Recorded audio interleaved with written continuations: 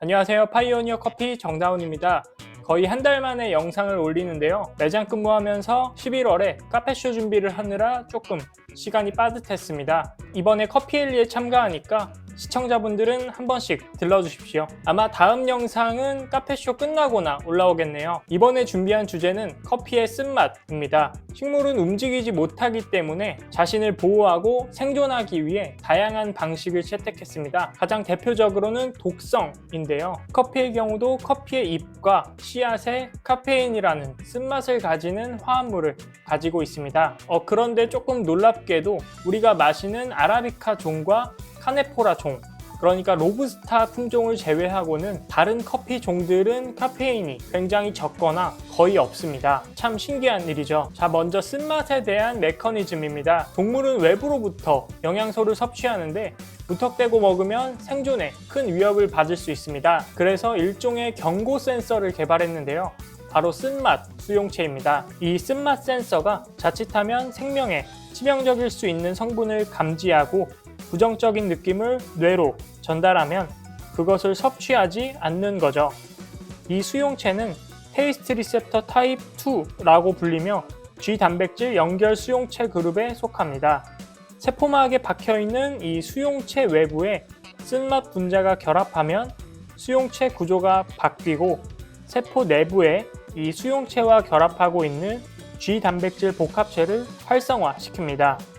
그리고 연속적인 신호 전달을 일으키죠. 현재 사람의 쓴맛 수용체는 25개가 발견되었습니다. 그리고 이 수용체 하나가 하나의 쓴맛 분자에 반응하는 게 아니라 수용체마다 반응하는 분자의 범위가 다양합니다. 그러니까 하나의 수용체가 여러 개의 화합물과 반응할 수 있는 거죠. 이러한 메커니즘으로 수백 개의 화합물을 단 25개로 감지할 수 있습니다. 커피에도 이런 수용체를 자극하는 수용체와 결합하는 분자가 있습니다. 잘 알려진 카페인이 있고 로스팅 결과물인 피라진 그룹 그리고 벤즈 알데하이드 같은 것들이 있죠. 이 외에도 쓴맛 수용체와 쓴맛 분자 간의 관계가 완전히 밝혀지지 않은 수많은 화합물들이 로스팅 중에 생성되어서 쓴맛에 기여합니다. 예를 들면 메일야드 반응으로 생성되는 멜라노이딘 분자가 있죠. 카페인과 쓴맛 수용체에 대한 연구는 상당히 많이 진행되어 있습니다. 물에 카페인을 녹여 농도별로 쓴맛을 테스트한 결과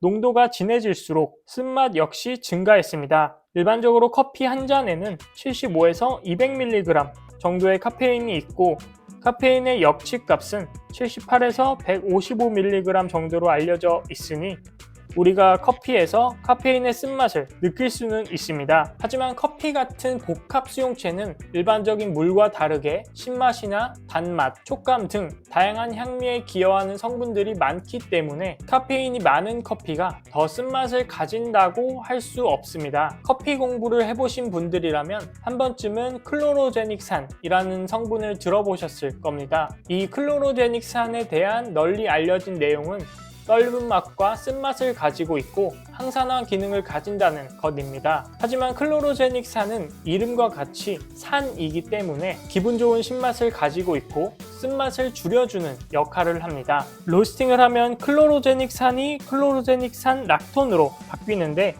이 분자가 쓴맛을 가지고 있습니다.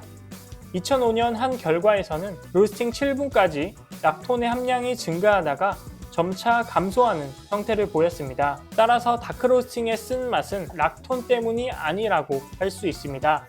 아마 다른 요인들이 더 있겠죠. 마지막은 로부스타의 강한 쓴맛이 어디에서 오는가에 대한 제 의견입니다. 아라비카와 로부스타의 휘발성 성분들과 비휘발성 성분들을 비교하면 확실하게 두 종이 분리됩니다. 이에 대한 내용은 많이 알려져 있죠. 지금은 위에서 다룬 내용들을 토대로 제 의견을 말해보겠습니다. 먼저 로부스타는 아라비카에 비해 카페인이 약 1.5배 정도 더 많습니다. 그리고 이 카페인은 열에 안정하기 때문에 로스팅을 진행해도 함량이 거의 변하지 않죠. 또 로스티드 향, 너츠, 캐러멜, 초콜릿 같은 달콤하고 고소한 향미들을 가지는 피라진 계열의 화합물들이 로부스타에서 더 많았습니다. 클로로제닉산의 경우 여러 형태가 있는데 그 중에 다음 그룹은 로부스타에서 확연히 더 많았고 일반적으로도 로부스타에서 클로로제닉산이 더 많았습니다. 클로로제닉산은 열에 의해 변형되어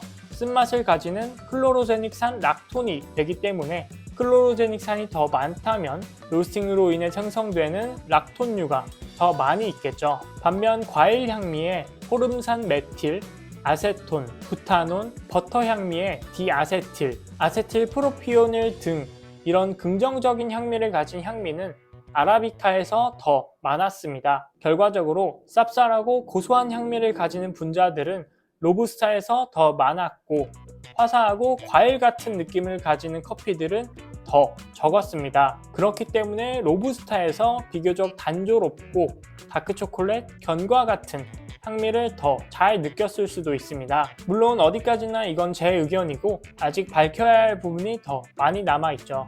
그리고 앞서 쓴맛 수용체에 대해서 다뤘는데 유난히 쓴맛을 많이 느끼시는 분들이라면 이런 쓴맛 수용체에 변이가 발생해서 그럴 수도 있습니다. 그럼 같은 농도의 쓴맛 분자라도 쓴맛에 예민한 분들은 쓴맛을 더 잘 느낄 수 있습니다. 오늘 아카데믹 커피는 여기까지입니다. 11월 서울 카페쇼 커피엘리에 참가하니 그곳에서 뵙겠습니다. 감사합니다.